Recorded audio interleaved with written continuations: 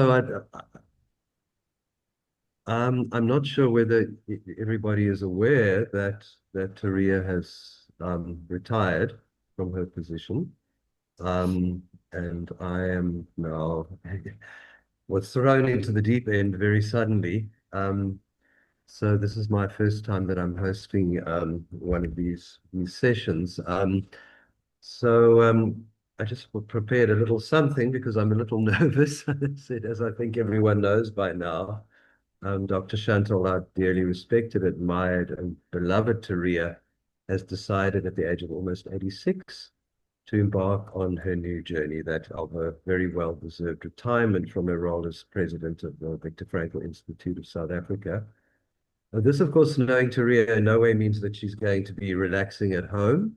She's going to be remaining with us as honorary president. So she will be with us from time to time, but she's stepping back as far as possible from her hands-on duties. And obviously, she's also going to be focusing on all of her other projects and obviously on David, who, as we all know, is not well, and we all send them our love and best wishes.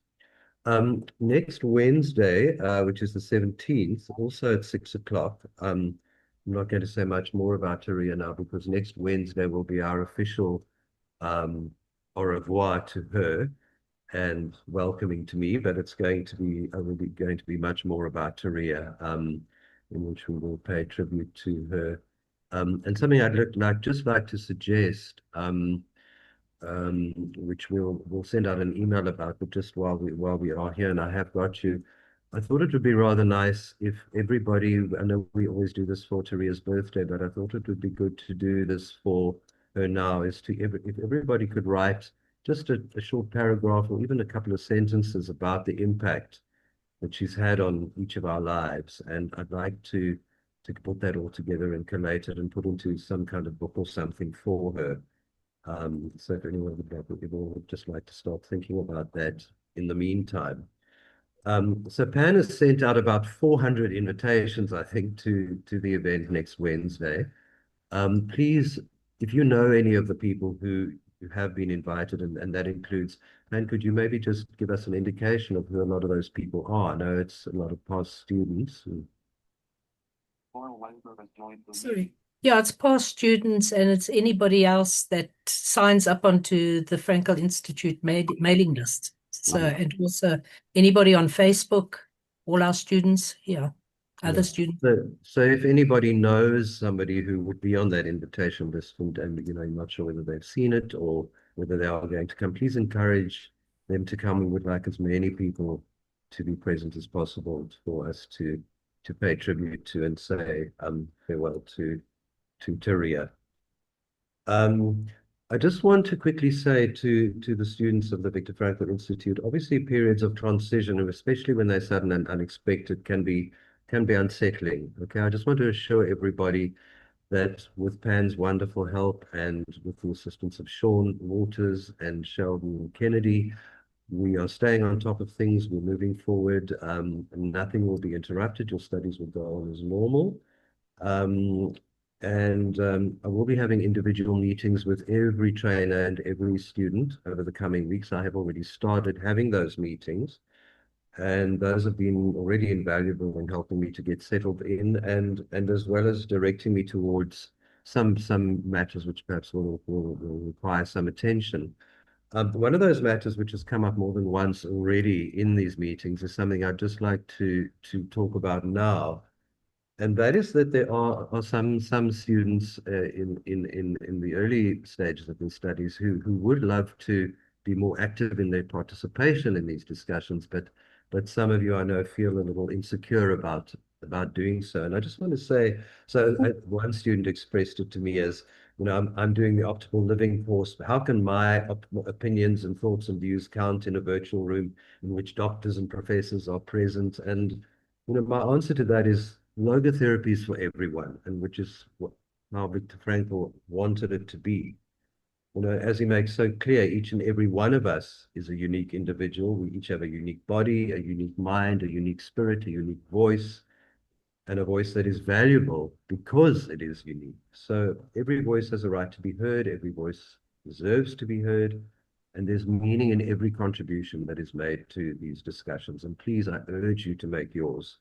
If you do find difficulty and are a little shy about speaking, just pop your question or your comment into the message box, the chat box, I mean, and we'll pick it up. So these sessions are for everyone, and I really want everyone to feel that we can all be equal participants in the process. Nobody here is more important than anybody else. We're all here to talk about the thing that we love, logotherapy, and everybody's voice needs to be heard. Thank you. I just wanted to make that little comment. Okay, so I can think of no better topic for the first of the sessions that I'm hosting than that which has been chosen by this evening's very special presenter, Grant Matthews. No one, whosoever, despite whatsoever, is deprived from experiencing life's meaning. Now, I think we've all been asked at least once on our logotherapeutic journey, if not many times. So what is this logotherapy thing that you do? And as we know, putting that in a nutshell is difficult. People want to know, but their curiosity is often only so deep. They want the explanation, but without lots of details. So with Grant's permission, I would love to borrow his title when people ask me what logotherapy is all about, because I think not only does it encapsulate what we strive to achieve in our work, but also because it comes from Grant, a man who lives logotherapy every single day of his life. The conviction in his title is not just poetic, it is a cornerstone of logotherapy, a philosophy born in the crucible of suffering, which asserts that meaning is not a luxury reserved only for the few or the fortunate, but the birthright of every single human soul. Thank you, Grant. We are really looking forward to your presentation. It's an absolute pleasure, and you are more than welcome to use it. Yeah, because it's for everybody. So, hey, great. Okay. Meaning. Meaning is woven into absolutely every part of life, into each and every single moment and every event, and into the bigger picture of life itself. It's there for each and every single one of us to discover if we choose to look for it. And when we do, the realization of what the meaning actually holds is absolutely incredible. It opens, well, for me, it opened my mind to the actual realization of the incredible power which resides in each and every single one of us. And that in itself carries meaning because we're all going to face situations where we feel unbalanced or with our backs up against the wall. And when we search for and find the meaning in that, it enables us to make a choice, which is the ultimate freedom, the freedom of choice, to make a choice to respond how we choose to. And that in itself is an incredible journey when we embark on it with a sense of responsibility. Me personally, I lived an active life. I worked in various industries.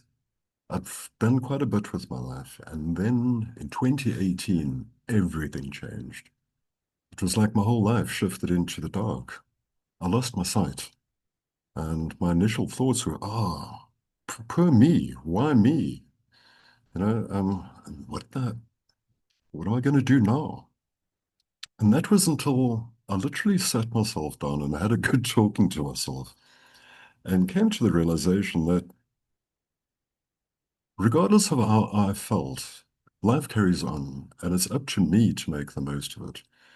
And then I was thinking a bit about that, and there've been many people that have lost their sight before me and many after me, and many people have lived through and strived under way more traumatic conditions than what I'm going through.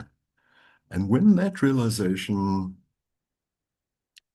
dropped home, if I could put it that way, it was almost as if instantaneously my focus shifted on my immediate surroundings and my immediate circumstances, and I began to understand that although I may be in a place of darkness, it doesn't have to be, because that darkness itself presented opportunities to find new ways forward.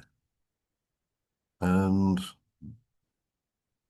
that meaning in itself is always there for each of us to discover, because we're all going to go through hardships and things, and we're all going to have periods of darkness, but it's what we do with it.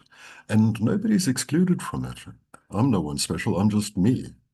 And yeah, as Viktor Frankl stated, each of us are going to experience the tragic triad.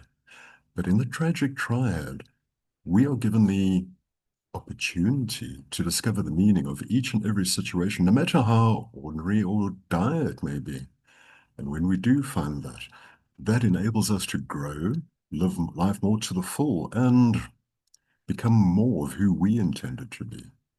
And that is for every single one of us. When I decided to shift my life back into gear, I decided to start retesting the boundaries that I was so accustomed to. Some are pushed past, and yeah, it's been an incredible journey. I've met amazing people. I've had absolutely extraordinary experiences, and one of the things I did, yes, is I went scuba diving.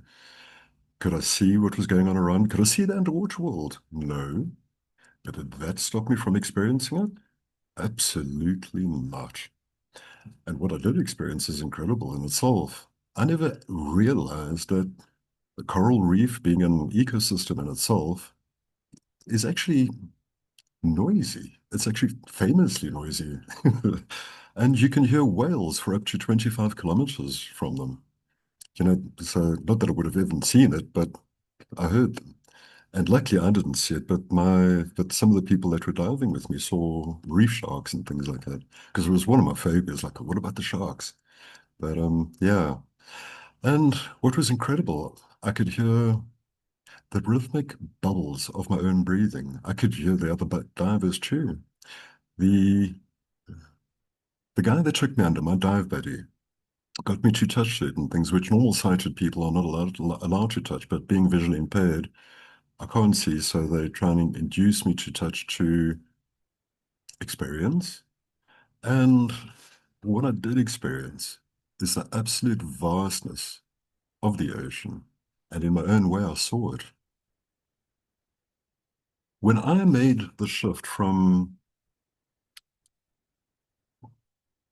a situation when I was able to get over myself, it was almost as if a veil lifted, and I've started experiencing life in a whole new way, which would not have been available. I may not have experienced anything of the like had I not been on the journey that I'm on. And as I say, I've met incredible people. It's life speaking really, really good to me, and it can be good to each of us. When we look for and discover the meaning, we may find possibilities which may not have been there before. And life in itself is there for each of us to live to our full. And when we discover the meaning, we enable ourselves to actually take the next step and live life to the full. When we discover the meaning, we are always free to choose how we're going to respond. And as per Viktor Frankl's statement, there's only one right answer. So when we find our backs up against the wall and we are given the opportunity to actually sit down and think about it, think about what it actually means.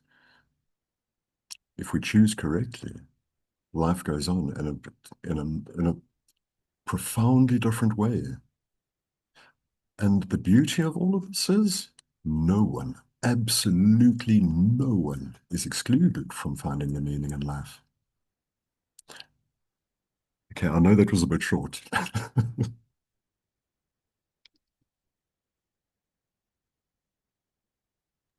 Short but very profound. Thank you, Grant. Yeah. Could you tell us a little bit about, you said that you decided to test the boundaries and push past them. Were those boundaries that you felt were holding you back as a human being, limiting your potential as a human being before you lost your sight? Or were they new boundaries that were put in place by the fact that you could no longer see? What I mean by that, there are certain things I was never comfortable doing. To give an idea, I was never comfortable speaking in public. So that was a boundary I'd kind of set for myself. So what I did is I joined Toastmasters because I mean my life changed. So might as well test, and the way I looked at it is you might as well test and find out where you're comfortable. And it was a huge learning curve. And I'm actually so glad I did it because I learned more about myself than about anything else. Okay, there are obviously certain boundaries which are completely out of bounds, but it's activities and things, predominantly activities and mindsets and beliefs. Because after becoming blind, and I mentioned this a little bit earlier, I've met wonderful people, and I'm not referring to anybody with regards to culture, race, or anything like that, but I've met beautiful people. And up until I'd actually lost my sight, appearance mattered. Now, the appearance doesn't matter. It's who it is, what's inside. So that's what I mean by boundaries and testing and retesting and finding myself and getting to grips and being comfortable with life in the dark as such. I hope that makes sense. Yeah, it absolutely does. Um, the other thing you spoke about with you said it opened your mind to the realization of the power of meaning. Um, can you tell us a little bit more about what that it's almost like becoming blind opened you to the power of meaning. It was almost like you received a superpower through the loss of one of your senses. There was a superpower open to you that enabled you to push boundaries and start a completely new and wonderful life for yourself. How would you describe that the power? We think of power, there's so many negative connotations to the word these days, but where does your power lie in relation to meaning? Our power in relation to meaning lies in our willingness, our ability to actually seek the meaning in any situation. Many shy away from their responsibility to themselves in life. But in my opinion, when you seek the meaning and you discover it, like for me, when I found the meaning, it was almost, I think the best way to describe it is realization of possibility and realization of possibility, release and growth happened simultaneously. And I mean, that is an incredible power. And it was only through the willingness to seek, to actually like look for what does this really mean? Because life's not over. It's never really over until it is. And that's what I mean by the power.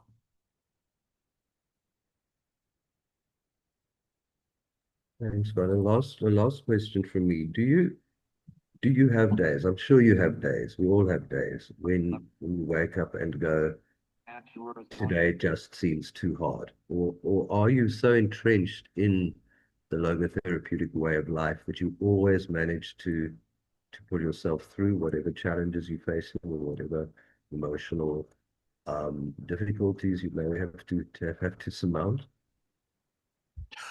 Yes. And this comes back down to what something means, the meaning in events or circumstances. For instance, I can do online shopping if I want to, but I prefer going walking. And every now and then, it's almost as if I try and talk myself out of it. No, don't go. It's dangerous and it's too windy. You can't hear the traffic. And what it comes down to is, okay, yes, what does it mean? And if I do take that step out, will I grow as a person? Will it make me more resilient by challenging my own doubts and thoughts? And what are these doubts and thoughts? What do they actually mean? Will they induce me to grow as a person, or will they keep me back, retard my actual growth as a person. And that happens, well, I wouldn't say daily, but it happens frequently. And I just use like the shopping as an example, but there are many different things. Um, I'm sure most of you know, when I first became blind, I moved back to my mother. And I discovered that there's something really wrong and she's got dementia. So that in itself was a challenge. But had it not been for the challenge and what it meant, is because I thought, well, how am I going to deal with this? You know, it's enough like having to deal with not being able to see what you're doing, but now you're going to deal with this. But it taught me humility, patience, and some practical things like how to cook, clean, do the washing, the laundry, you know, that kind of stuff. So, yeah. Um, and that also refers to the power of meaning, because when you really look and think about things, and if you discover the meaning and you get to choose and you choose correctly, the meaning is incredibly powerful when you discover it.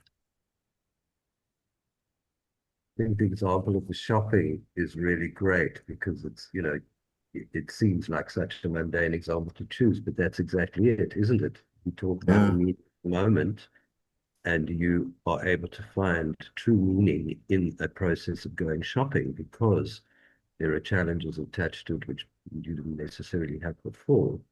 Um, and it's, you know, you describe the incredible experience of the deep sea diving and what that meant to you, but it's almost the meaning that you find in the moment of doing shopping and overcoming a particular fear perhaps that you might have is as meaningful as something as profound as that experience of the underwater ocean.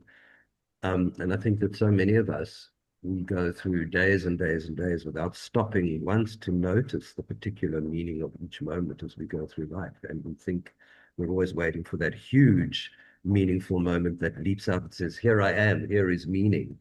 And we fail to recognize that moment by moment, we're actually encountering meaning every day in the multitude of small processes and simple tasks that we go through. We simply aren't aware of them or don't take the time to stop and acknowledge them. Would you say that that's something that has changed a great deal in you since you lost your sight? yes, most definitely. And above that, and now this is a reality that I face because I was always an incredibly independent person. And when my, I lost my sight, at first I thought like everything's gone, my whole life's over. But losing my sight, all that meant is it's a different path, a different journey. Be open to it. And that is where I've met absolutely incredible people. Um, from courses I've never expected, where the first time I walked into the shops, I was standing at the door with my white cane and hoping somebody would walk past and aid me. But eventually the security guard walked up to me and said, yeah, what can I do for you? So I said to him, I need assistance, please.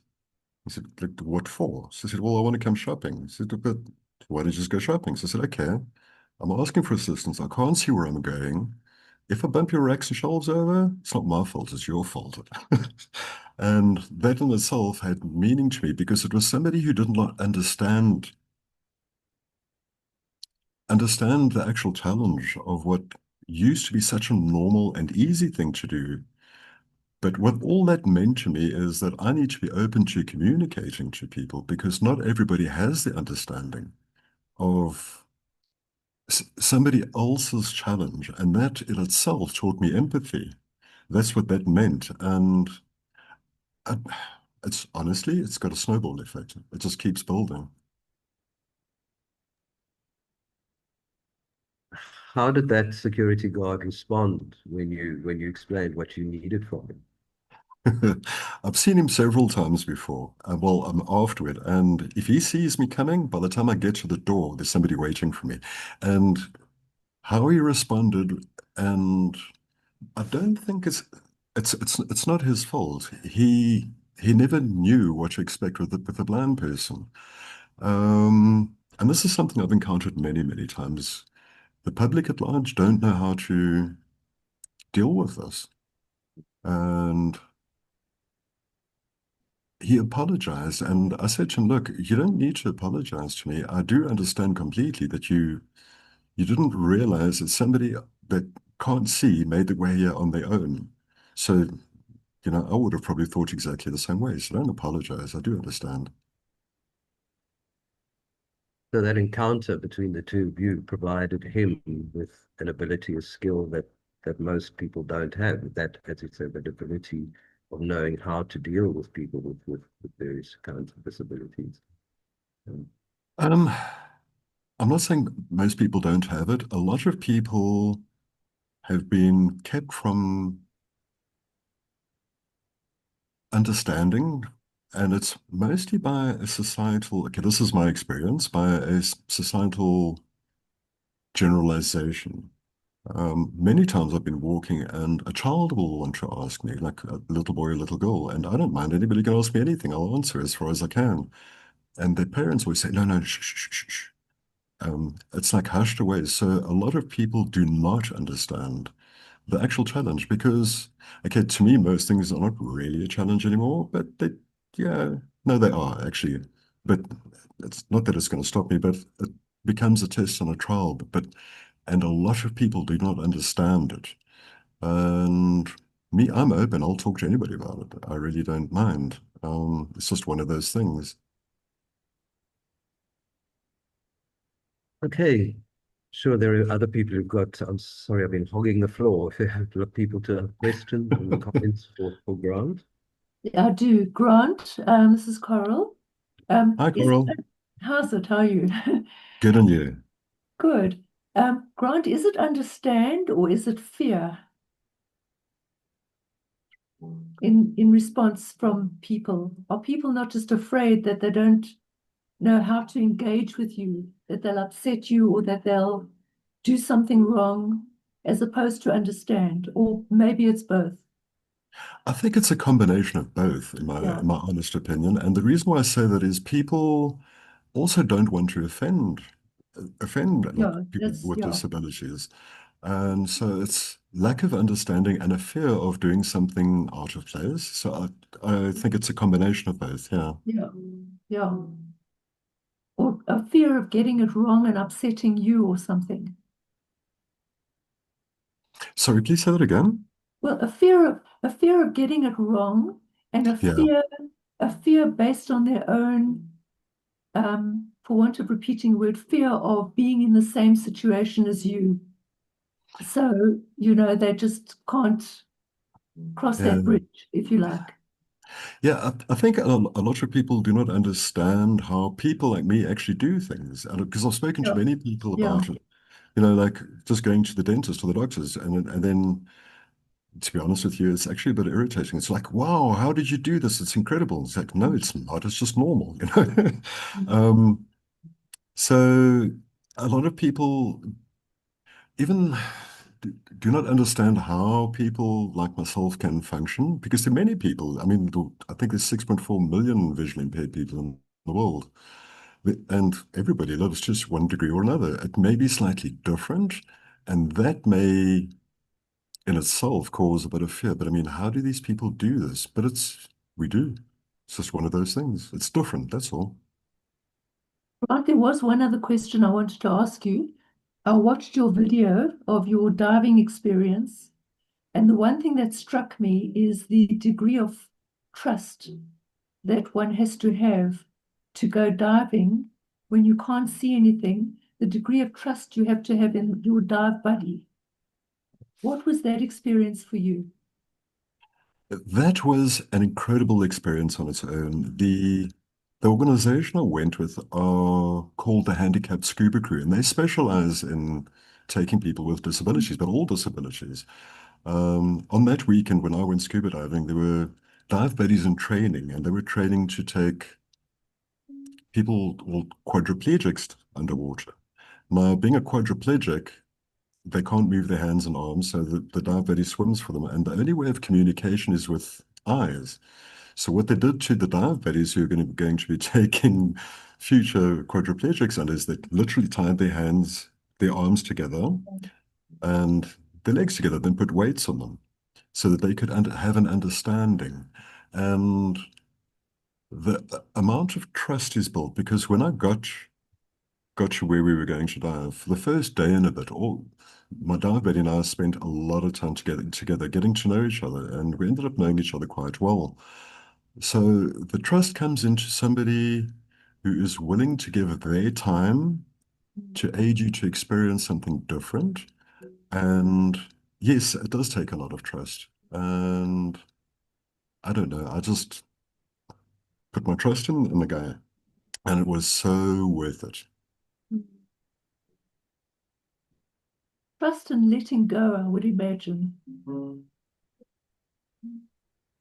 Pardon, I could hardly hear that. Sorry, I've got a soft voice. Trust and the ability to just let go and trust someone else to guide you safely. So that's what struck me about your video. Um, it was something, the start of my journey of blindness. I had to make trust of people because I was always an incredibly independent person, and my whole life changed. Mm. Absolute strangers who I've never encountered before. I had to start placing more and more trust in people. And luckily, I haven't had a bad encounter yet, and hopefully I never do. Mm. Trust is something, yeah, it's controversial because you obviously do get people that would abuse that kind of trust. However, this organization's been going for like a number of years, the one that took me scuba diving, and yeah, they've got quite a good name in the industry, and they're affiliated to an international organization who've been going for close to 30 years. Mm. Viva's got a question, I think. Pardon? He said that I've got a question. Oh, Aviva, yeah. First of all, the film it really touched me greatly. The YouTube, and also your story is really touched my heart and my soul on a personal level because my journey has been similar. But also at the beginning, I suddenly thought of Jerry Long in the sense, you had your life in a certain way, and through a disability or a medical change that forced you into a different path, you found the path that you were meant to be on. yeah. Which is similar to him. It made me think of that. I wanted to ask, did you discover logotherapy before or after? How I came across logotherapy goes back to Toastmasters because when I was learning how to research and do speeches, I came across Viktor Frankl, and I wanted what that man had because what that man had lived through, it came out an amazingly powerful, positive teacher. And that's how I ended up finding the Viktor Frankl Institute, and that's how I got involved. Right. And also, just one last thing, you mentioned a few times how independent you used to be, and through what happened to you, you lost your independence. But the way I see it from where you talk, from what you've been saying, you're way more independent now than you were before. Because the tasks that you have to do, like you said, the simple thing of going to a shop or the huge thing of the diving, with not being able to see, requires an incredible amount of bravery and more independence than tasks that were done previously. That's just the way I feel. Oh, thank you. Yeah, I think it does require bravery, but it's also focal point and attitude, my attitude, because it would be very easy to shut myself in a corner. And however, life carries on regardless. So, yeah. And life is beautiful. And okay, this is purely my opinion. Most people focus on what is not good in life, but there's an incredible amount of beauty if we look for it. I find your attitude and the way you're living your life really not heartwarming, soul warming, and really inspiring. And I want to thank you for sharing it with us. Thank you. Thanks, Aviva. Anybody else got anything for Grant? Mark, Sean, I'd like to ask Grant a question. Please, Sean. Hi, Grant. Tell me something. The Grant before the accident or losing your sight, was he always also an extremely positive person with a positive attitude? How was he different to who Grant is today? For want of a better picture, I believe I was literally on the hamster wheel of life. I've always tried to focus on the positive because it's just one of those things. I mean, there's enough negativity about it, but it's not going to help or do any good focusing on it. I used to absolutely love the bush. I used to go camping when I could, done things like whitewater rafting, and I always focused on the positive, but more on my contribution to the natural world than anything else. Now, losing my sight literally induced me to focus on my own mindset about myself and my surroundings and how I fit in. So, yeah, I hope I'm answering your question. Yeah, brilliant. You just answered it very well. Thank you. Pleasure.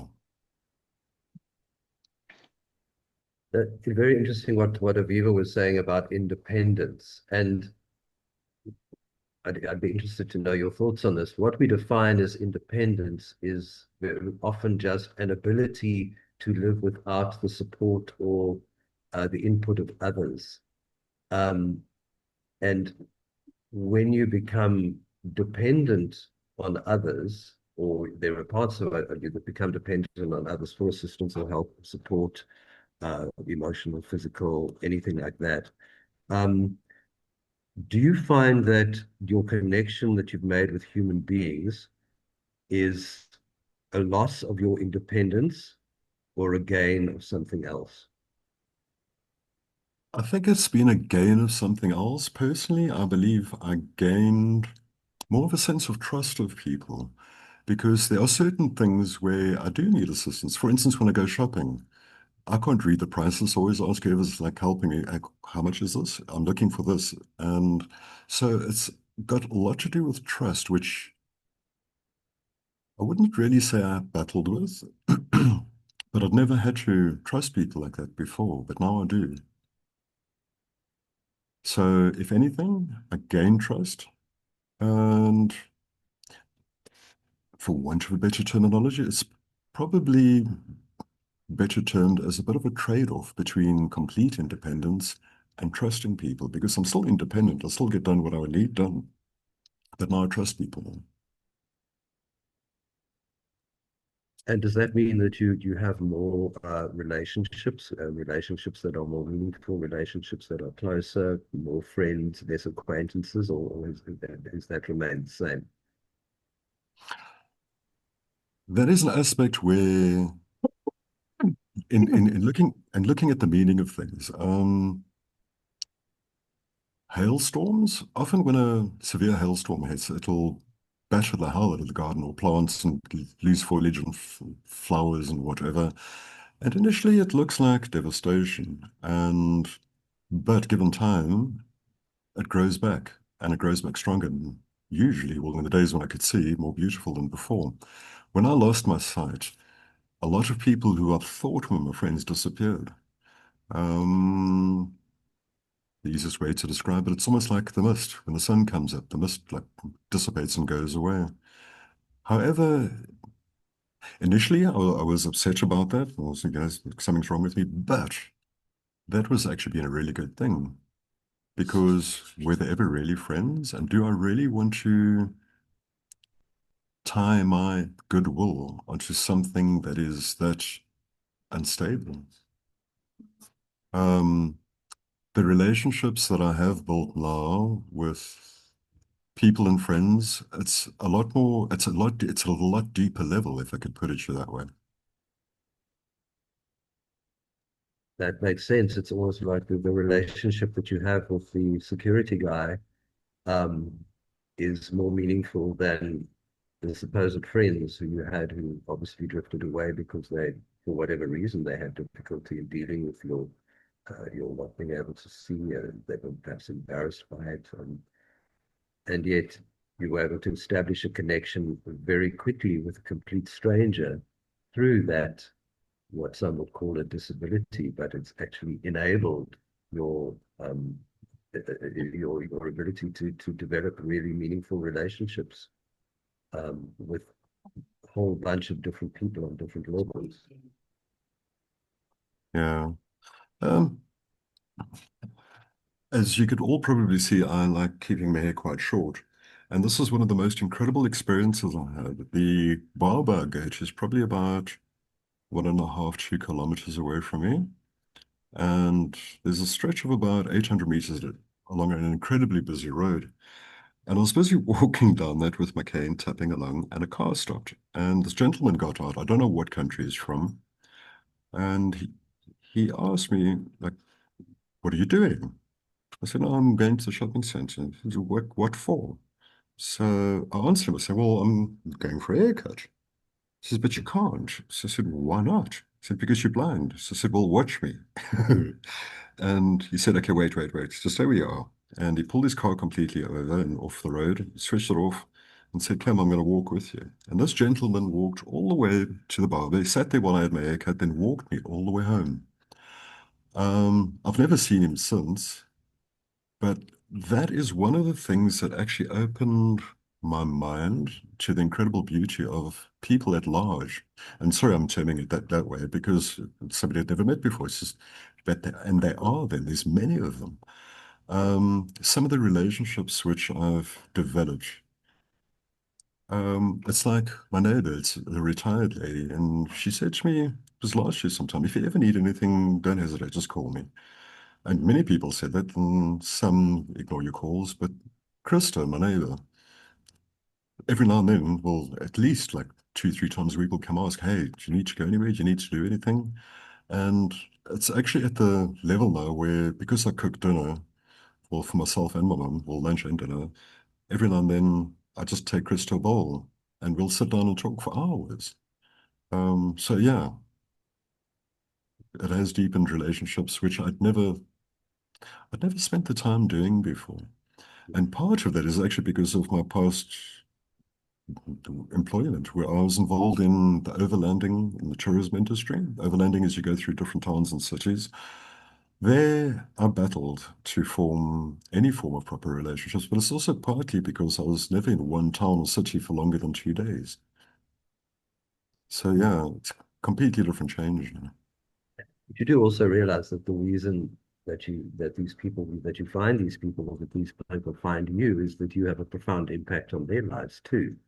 We all know people who have suffered tragedies or accidents in life who become mired in bitterness and anger at their situation. You exude such positivity and inspirational energy that people are clearly drawn to you. And a man will have an encounter with you and decide, I want to spend the next hour in the company of this guy. I want to walk with him to his barber. I want to sit there while he has his haircut. And that's because of you and who you are as a human being. So you are, as much as you say it's wonderful that these people are coming to you and assisting you and all of that, you are enriching all of these people's lives and you encounter beyond measure. Yeah, I think that actually touches on one of the on Carl's question because a lot of people don't understand. Again, this is my perspective and opinion. A lot of people do not know or cannot see themselves doing something like I get up to, like which has become my norm, and it may be out of interest, but it's been incredible. I've met some wonderful people like that. That's actually how I got to go scuba diving because. According to them, most of the blind people they met are like very shy and withdrawn, and I'm not actually like that. Dita's wanting to speak. Yeah, thank you so much, Grant. I'm also very, very touched by your story. I'm sorry I haven't had time to watch the video. I will later. But I want to come back to follow up on this topic that Coral started it about the trust. And obviously, you have made a whole journey trusting people, and it's very understandable and all these deep relationships that you are feeling now, because obviously you are showing your inner self immediately to any person. That takes courage, because you can't engage in a superficial kind of relationship. You have to ask for help and be courageous, and then you are true and you show yourself and you show your true self. And I'm not surprised at all that these deep relationships are happening. And all the examples that you told about this trainer of scuba diving, etc., that you just learned how to rely on another person and how to trust. My question is that I was thinking when you were talking, I was thinking that sometimes in awareness seminars, we get an exercise just to feel what it feels to be blind. And you get the instruction to put a strip over your eyes and to walk through nature, but you get a partner to hold your hand. And the first initial feeling is that you are really afraid even to take the first step. And then you kind of trust the person who is leading you. But from my experience, there comes a point, and this is my question to you. You have been talking about trust in people, but my experience was that there was a sudden moment that I kind of let go and had the trust in life or in God. And that makes me think of what Frankl is talking about basic trust in life.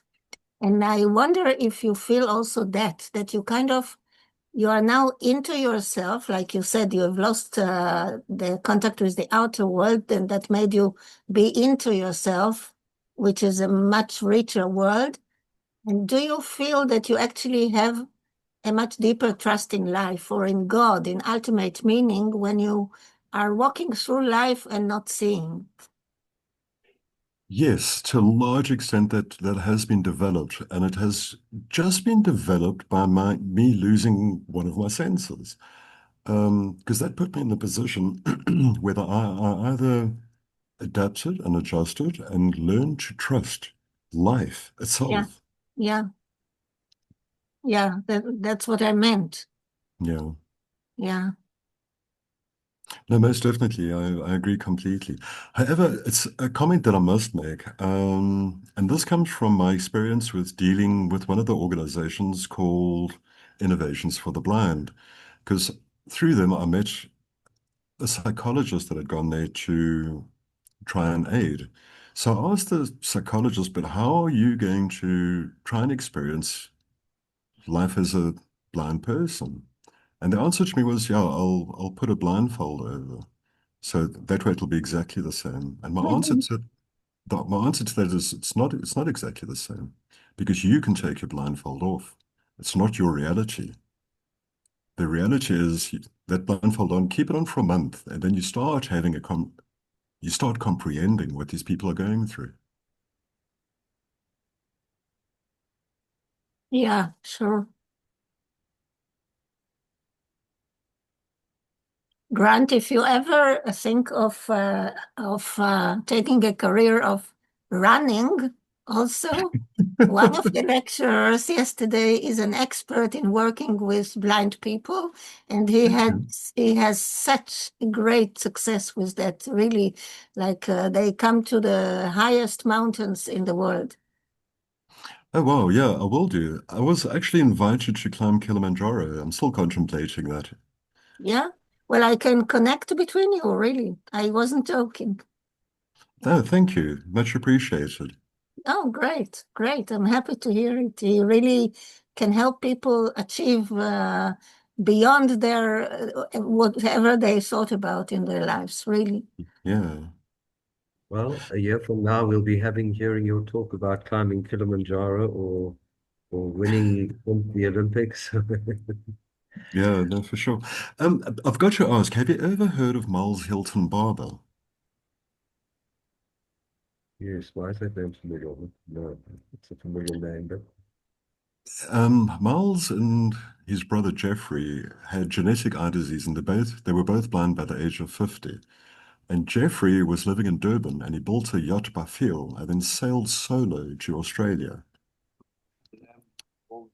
And Miles, his dream was to be a pilot, but he couldn't because he was blind. He, but however, he got his microlight license and flew from Heathrow to Australia. It's just incredible what what a person can do when you set your mind to it. sure, that is incredible. A solo flight. He to keep it legal, he had to have a sighted co-pilot. But as you people have heard my computer speaking, they had their instrumentation kits up with voice things. Even my phone does it with me. So my phone talks to me. That's how I know who's calling and all that kind of stuff. Batya is waiting to Yeah, thank you. Hi, Grant. It's Batya. I really got a lot out of watching the film about the diving, and I'm listening to what everybody's saying about what we can do to kind of understand people who don't have sight as we do.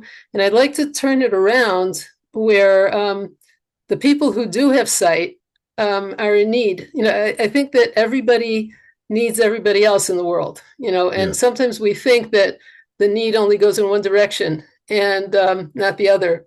And I think there's something that we are actually missing, that we need to think more carefully about what we can learn. And one thing that comes to my mind right away is when you're talking to somebody, there's often a shame that comes up, or some kind of self-consciousness of the person is looking at me and they see me and they see through me. What did they see in me? And what do they maybe know about me that I don't want them to know? And somebody who doesn't see, kind of maybe gives an opportunity to them to realize, we're all human, and don't think about that. Don't be self-conscious.